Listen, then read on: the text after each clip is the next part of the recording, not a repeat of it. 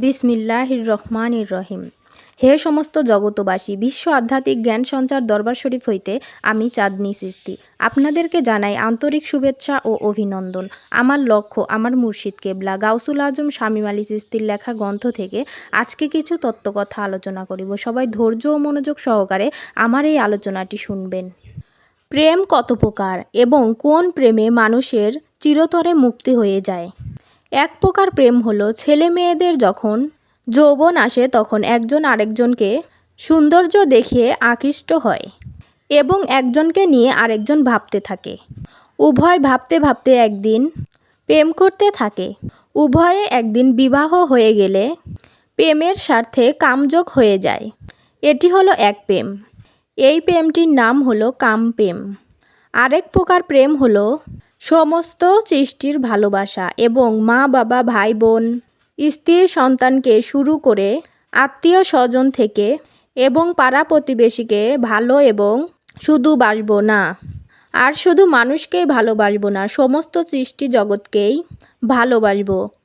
আরেকটি বিষয় হলো প্রাণী জগতে যারা আছে তাদেরকেও ভালোবাসতে হবে। কেন না, তারা রক্তে মাংসে গড়া, তাদেরও ক্ষুধা আছে, নিদ্রা আছে, কষ্টও আছে। যেমন যদি আমি দেখি ক্ষুধায় কষ্ট করছে কোনো প্রাণী, আমি চেষ্টা করব কিছু খাদ্য দেওয়ার, কেননা সৃষ্টি সকল শ্রেষ্ঠতেই মিশে আছে। এটাও কিন্তু এক প্রকারের প্রেম। আরও একটি প্রেম আছে যেটি করতে পারলে এই পৃথিবীর থেকে চিরতরে মুক্তি হয়ে যাবে। তবে এই সাধারণ মানুষ হতে শুরু করে সমস্ত মানুষ প্রাণী জগৎকে ভালোবাসতে হবে। এজন্যই বলবো সৃষ্টির প্রতি আল্লাহ নিজেই মায়া আছে। চির মুক্তি নেওয়া যে প্রেম, সেটা হলো নিজ মুর্শিদের কাছে সাথে প্রেম করা। শুধু প্রেম করা নয়, প্রেমে ফানাফিল্লা হওয়া। যেমন আমরা গজলে শুনি, তাওহীদেরই মুর্শিদ আমার মুহাম্মদের নাম, হে মুর্শিদ মুহাম্মদের নাম, তিনি আমার পীর। তাই বলতেছি পীর মুর্শিদ খোদা, না করিও জুদা।